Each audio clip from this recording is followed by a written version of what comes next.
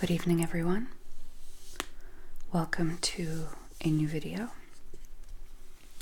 In this video, I'm going to do a little walkthrough of this book. It's a cookbook called Symmetry Breakfast.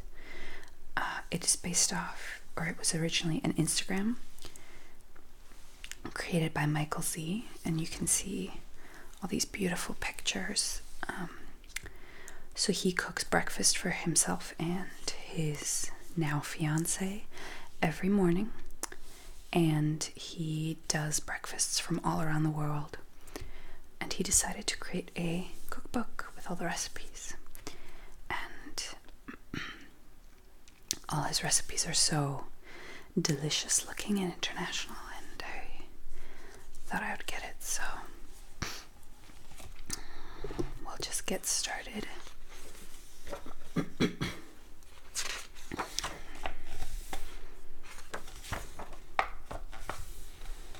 So this book is divided into approximate time zones. So instead of being regional, it's like East Coast USA with West Coast of South America, or West Africa with Spain and Portugal, stuff like that. Which is, he does it because all those people theoretically, since they're in the same time zones, get up and eat breakfast around the same time, which I thought was kind of cool. This is him.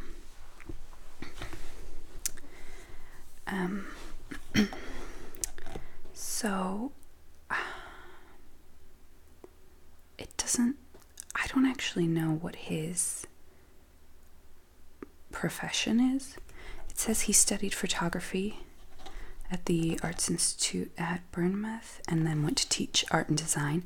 So maybe, and then he completed his master's in museum and galleries. So maybe he does photography, or maybe he still teaches. But it's possible that with how popular his Instagram account has become and with this cookbook, that this is now his full-time profession. But I'm not sure. And he says somewhere in the world it's breakfast time, which is true.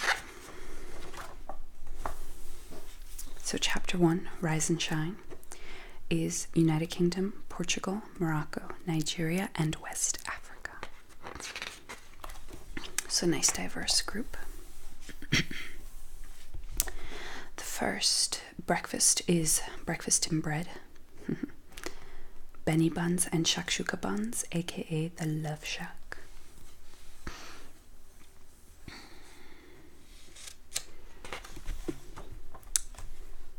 Ogi with akara, Nigerian cornstarch porridge with bean fritters. So you can see most of the recipes will have these beautiful pictures. I mean, obviously he studied photography, so he's pretty good at it, and they're pretty much completely symmetrical, which is awesome. Cassava porridge, which looks awesome. Frumenti, medieval porridge with beer, which is not surprising at all that in the medieval ages they made their porridge with beer, or ale, more likely. Nutty Slack, the greatest cereal in the world. I've never heard of it, but it looks pretty good. This is pastel de nata, or I believe the plural is pastéis de nata, or it might be pastéis, I'm not sure. These are Portuguese egg custard tarts. So good. I had these in France. I studied abroad in Paris for a semester, and I tried them for the first time. Oh my god, they are so good. I have made them twice. Once before I bought this book from Recipe Online, and then actually yesterday from this recipe, which is in part what inspired this video. Neither time have I been super successful. They're pretty difficult to get just right, I've discovered, but they still taste delicious. I just can't get them to look like this. Mine look a little more bless. But I love them. and they're perfect because they use egg yolks. His recipe does call for 1 egg white, but I've seen the other recipe I used only used egg yolks, so whenever I make macarons I always have egg yolks left over, and I theoretically hope to get good at these so that I can just make macarons and these every time, because I love these. And I've made myself a little note, you can probably see. He uses a zest of a lemon, but he says here, I prefer a nata with a hint of lemon rather than vanilla. I prefer vanilla, so you can use vanilla extract instead of lemon, which is what I do. And oh my god, the custard, when you cook it on the pan and take it off before you pour it in to bake, is so delicious. It's just warm vanilla custard, and it just melts in your mouth. Oh, it's so good. Msmen, crispy Moroccan pancakes. Also, I apologize in advance for any mispronunciations. I have studied a few languages, but not nearly all of them. The Ulster fry, which obviously is similar to a full English breakfast or full Irish breakfast or full Scottish breakfast, whatever you call it. Excuse me. Breakfast and break slough. Brazil, Venezuela, Dominican Republic. Cachitos, Venezuelan ham-filled croissants. These look really good, really nice golden brown, like a dark golden brown. Jugo de avena, oat juice. Not sure how I feel about that. One size does not fit all measurements. That reminds me, this is the UK version of this book. There's a US version as well, which looks slightly different. So this version has all grams and milliliters and Celsius, because I bought it before I knew that a US version was coming out, because I was that excited for this book. So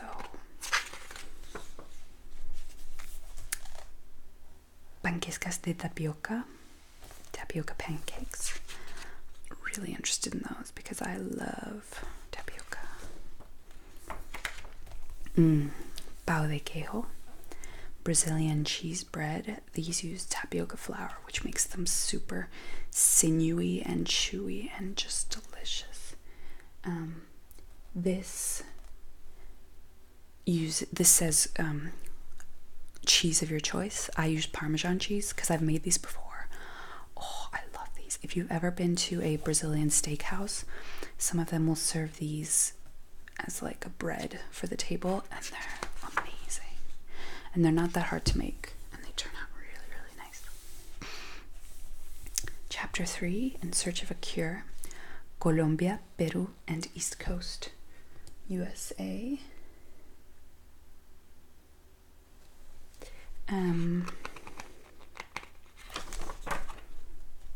Hollandaise, so that's the sauce that you pour over eggs Benedict. Arepa de huevo, egg-filled cornmeal cakes. Obviously, you'll notice I've already bookmarked a lot of the recipes that, that I want to try. So these look really, really good. I love runny egg yolks, so I'd love to try these. Baked oats with ginger beer bacon. I actually don't like bacon. Me and approximately 0 other people. But the rest of it looks really good. Chicha morada, purple corn drink from Peru. Sounds interesting. It uses purple corn cobs. Not sure I'm into that, but that's okay. Everything bagels. I really would like to make bagels one day. But haven't gotten around to it yet. Indian slapjacks. I know you might think, oh, she said flapjacks. No, it's slapjacks. I don't know why. Maybe it's a British thing. These use cornmeal. which probably makes them really good. Otherwise known as polenta. Humitas with salsa, or humitas. Peruvian tamales with salsa. I haven't had a tamale in so many years that I don't actually remember what they taste like, which is a shame. So gotta step my tamale game up. Chapter 4, keep it simple. Mexico, American Midwest, and Canada.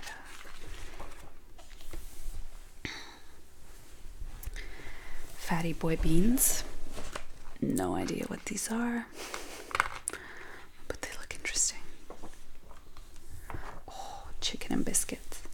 I love me some fried chicken and buttermilk biscuits. So good. Huevos divorciados. Divorced eggs. I think they're called that because there's 2 eggs with a sort of divider in the middle.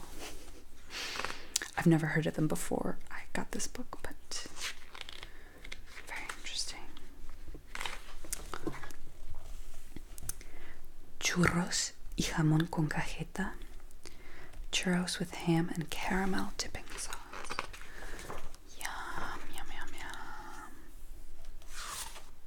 Wait, ham?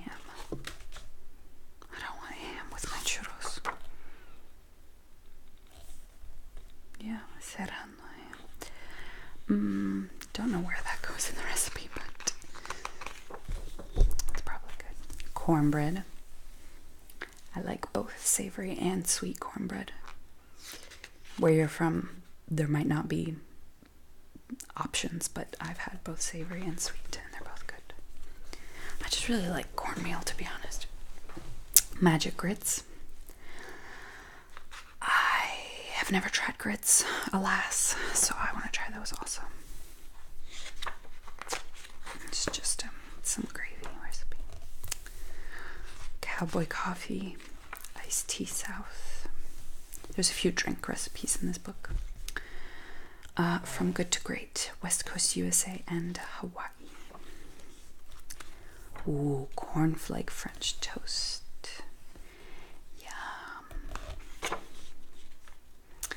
Dutch puff, otherwise known as a Dutch baby.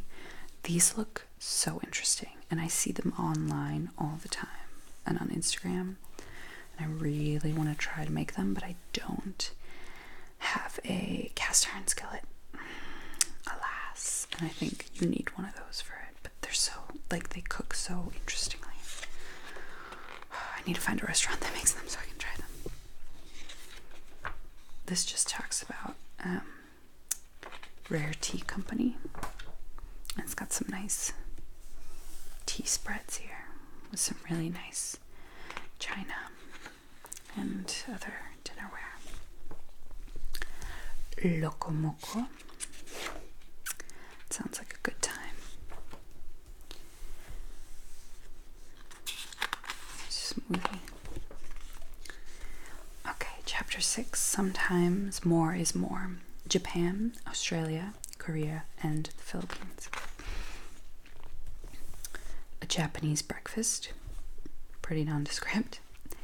Gohan shoku, or salmon with green beans and tofu. That salmon looks good, and the tofu looks good.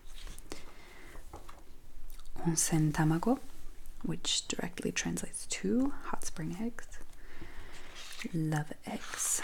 So I don't actually like, this looks like miso soup. I'm not a huge fan of miso for whatever reason. I don't like the flavor.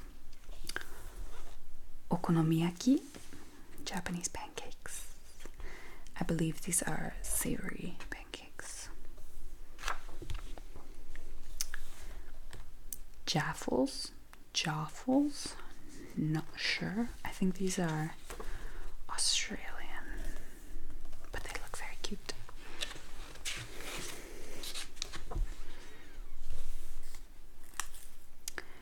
Champorado, Filipino chocolate rice. Oh, this looks like a chocolate rice pudding, which I love rice pudding, so Really want to make that. Kimchi. Not sure if kimchi on its own is really a breakfast food, but whatever. Tortang talong, Filipino aubergine omelette. I think aubergine is the British word for eggplant. Oh, I should know this because it's the same in French, but I always forget. It's either eggplant or zucchini. But I hate both eggplant and zucchini, so sorry. Ooh, toasted banana bread. I absolutely adore banana bread, and I've never toasted it, but when I saw this, I thought, actually, that sounds like an interesting idea. Because it would be moist on the inside and crispy on the outside, and oh, love that combo. Chapter 7, The Grain of Life, China, Indonesia, and Hong Kong. So his, Michael Z is part Chinese, I think. My grandfather was born on the outskirts of Shanghai at the start of the 20th century and settled in Liverpool, so yes, he is part Chinese.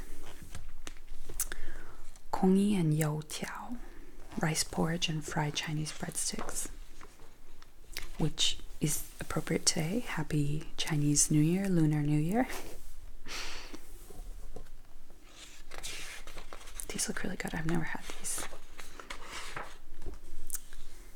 And then matcha Hong Kong egg waffles. These are so popular on Instagram.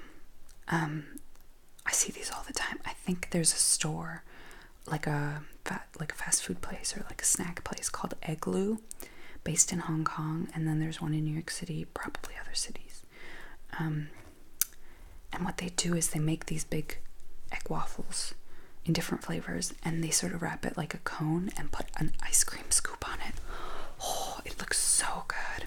My mom tried it when she was in Hong Kong, and she said it was okay, but she and I have very different tastes. I would totally love it. I just know it. The importance of plating. When food looks good, it tastes even better.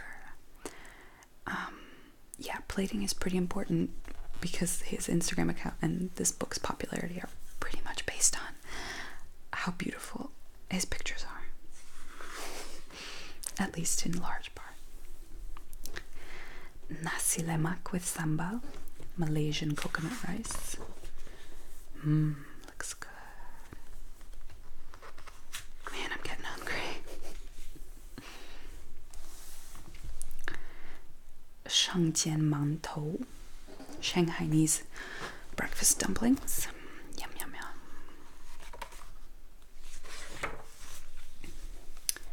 Yuanyang and Hong Kong milk tea. Love milk tea. 8. Sweet sour spice. Thailand, India, and Myanmar.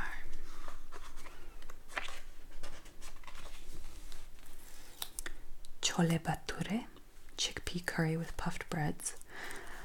Love chickpea curry, and I love bread, so these look really good. There's so many different kinds of bread in this book, and I want to try them all. Idli, South Indian fermented rice pancakes. Also a lot of pancakes, different types of pancakes in this book, and I want to try them all. These look really interesting. I love rice, so I can't imagine I wouldn't like those. Khao Niao Mu Ping with jiao. Not sure if I did that correctly, or even close. Thai grilled pork skewers, steamed rice, and a dried chili dipping sauce. Yum. And then Makhania lassi, which is a type of Indian yogurt drink.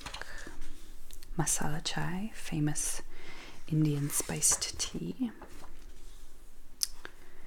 Mohinga, Burmese fish and noodle soup.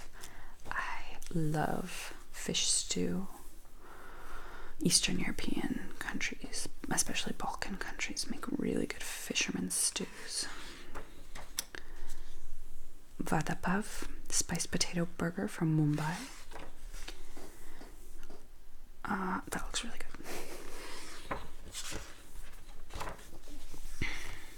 9. Simplicity and authenticity. Iraq, Russia, Ethiopia, and Afghanistan. Baghdad Baid Masus. Special eggs from Baghdad. What would you like, sir? I'll be having the special eggs. Wink, wink. Rot, Afghani bread. This looks really good. It seems like it's a sort of sweet bread. Oh, it looks so good. It looks really moist. I could be totally wrong, but in the picture that's what it looks like. Sirniki, Russian pancakes. Now, I've only heard of and eaten blini, which are also Russian pancakes. Maybe they're two different types of pancakes, because blini, the ones I had were a little larger and thinner. These seem kind of smaller and stouter, so I'm not entirely sure about that. Injera and fitfit, Ethiopian pancakes and leftovers. I love it when a recipe calls for leftovers. Just whatever you've got in your fridge. A couple of Ethiopian stews here. Not a lot of pictures in this section. He doesn't like to take pictures of Ethiopian food, apparently. Maybe it's not very pretty. Or maybe it is. I have no idea. I've actually never had Ethiopian food, to my great shame. One day I will. 10. A question of identity. Eastern Europe, Turkey, Israel, Egypt, Libya, and the Balkans. Blintzes, filled Jewish pancakes. I wonder if these are related to blini. Not entirely sure. It doesn't say. Full medames, Egyptian beans. Oh, burek, filled pastries from the Ottoman Empire. If you don't know, the Ottoman Empire ended in World War I. I think it lasted a few centuries, or maybe 1 century, or maybe, I don't know. I think pretty sure it lasted a long time. Centered in Turkey and spread all throughout Eastern Europe and the Middle East. So sometimes you'll see similarities in cuisines and language from Croatia to Iraq. It's fascinating. My family is from Serbia and Croatia originally. We moved to the United States when I was very little, so I love burek. It says here, let's see. They went to Venice and worked their way around the coast of Croatia to the small yet chic city of Rijeka. Near the main port is the Velika Tržanica, also known as the belly of the city. So burek comes in all shapes and sizes, sweet and savory fillings, sleep-inducing carb fest, or light as a feather. Spiral of flaky pastry filled with pure butterly pleasure. So it's phyllo pastry, which is really, really thin. You use a lot of layers, and then filled with meat or cheese or spinach or apples and cinnamon. Traditionally, you do a long roll filled with it, and then you make it into a spiral like you see here. But you can also do a pie where you just do layers of phyllo and then the filling and more layers in a circle. That's very popular, and then you cut it into slices. Oh my god, it's like one of the most delicious foods you'll ever eat in your life. And he uses butter here, but I'm pretty sure in the Balkans they use oil, because burek is like deliciously oily, like not greasy, but just that right amount where, it's so good. We've got green shakshuka, eggs baked in greens, and then for some reason, I think regular shakshuka is in a few pages, so I'll go to that first. Pide, Turkish pizza, which looks very similar to khachapuri, which is a Georgian bread, same shape, except instead of these vegetables, it's got cheese, like 3 different cheeses, and the egg in the middle. I ate it once in a Georgian restaurant. It was so good. Svints, Libyan donuts, look delicious. And then these plates are very nice. And then this is the traditional shakshuka, baked eggs and tomato. It was created by Tunisian Jews, which I didn't know. I knew it was a Jewish dish, but I've always wanted to try it. 11, not quite continental. Norway, Italy, Austria, Algeria, Spain, the Netherlands, and Denmark. Oh, ontbijt. I don't know if I'm saying that right. A Dutch breakfast. This is so good. I'm pretty sure Australians do a similar thing and they call it fairy bread. But the Dutch, you toast bread, butter it, and then pour chocolate sprinkles on top. I'm pretty sure the Australians just take a slice of white bread, butter it, and then put colorful sprinkles. This is better. Obviously, because it's warm and chocolate. But, you know, don't quote me on it. I'm not sure about the fairy bread thing, but I'm pretty sure that's the difference between the two. But, oh, yes. There's not even a recipe. You don't need a recipe. It's just toast the bread, butter it, put some sprinkles, die happy. Cannoli. Love cannoli. And you can see he's got different fillings in each cannolo. Pistachios, chocolate chips, and maraschino cherries. Oh man, I could so go for some cannoli. Prima colazione, breakfast in Italy. Looks like biscotti. And then some type of pie, and some type of little pastry. Frittata diverse. This must be for Spain. Granita con brioche, granita and brioche. Oh, this brioche looks so good. Just put powdered sugar on anything and it looks so pretty and delicious. Kaiserschmarrn, the Kaiser's favorite pancakes. These don't look like pancakes so much as crumbly, just like chunk, like someone crumbled a pancake apart for some reason. Knäckebröd, brot. I don't actually know how to pronounce it. Oh, Norwegian crisp bread.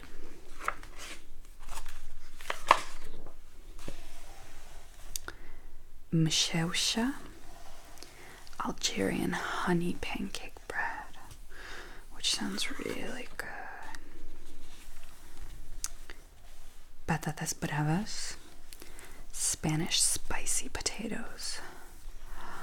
Oh, I love spicy, crispy skinned potatoes. Poffertjes, Dutch pancakes. If you know, tell me, but I have a feeling that these pancakes and Hong Kong egg waffles are made using the same type of of waffle iron, because these are really small, and I've seen videos of both being made, but I can't tell exactly if the waffle iron holes are the same size. But these, you pour the batter into just the holes, and then the Hong Kong waffle, you pour the batter in the holes and the whole thing, so there's like they're connected.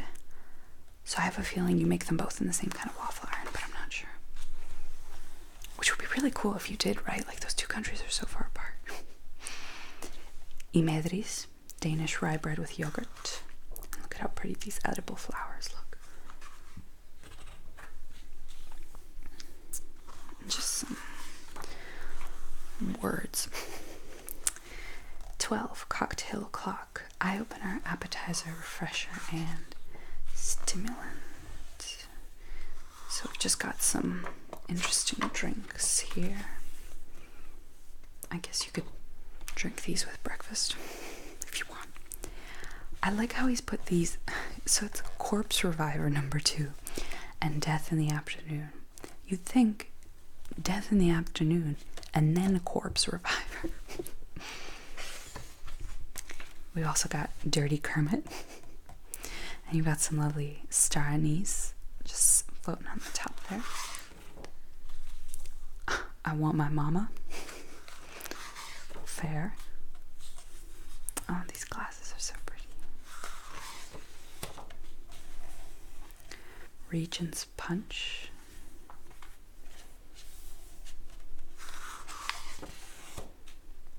Earl Grey Whiskey Sour. He's definitely British if he's putting Earl Grey with his alcohol. And then you've just got some stockists and suppliers. These are all in UK, I believe, though. So if you don't live in London or the UK, probably not.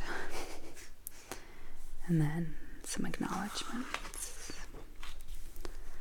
A little thank you note. And then index.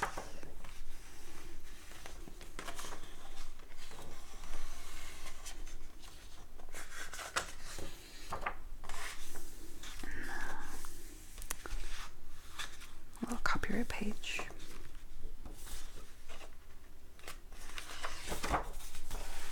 And that's it.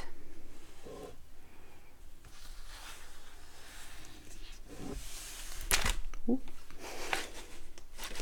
This little sleeve is interesting. So that is the Symmetry Breakfast cookbook. I hope you enjoyed it. You should go follow his Instagram account. It's called Symmetry Breakfast. I'm not like sponsored or anything. Yeah, right. But I do love this Instagram account. It's so pretty. And I really want to try making some more of these recipes. Although, like, some of them are either really complicated or use tools that I don't have, like a Hong Kong egg waffle iron or a cast iron skillet. Alas, not yet anyway. One day, hopefully, I'll have all those things. I love cooking and baking, so yeah. Well, I hope you enjoyed this. I hope you're nice and sleepy. I hope you're not too hungry like I am right now. And I hope when you wake up tomorrow morning or whenever you well, if it's breakfast time for you right now or when you wake up tomorrow morning, I hope you have a beautiful, delicious, wholesome breakfast.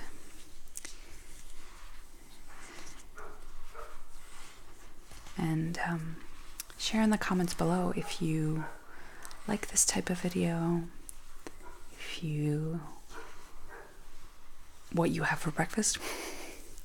I have porridge and a clementine every morning because I get my fiber, dairy, and vitamin C at the start of the day, which is awesome.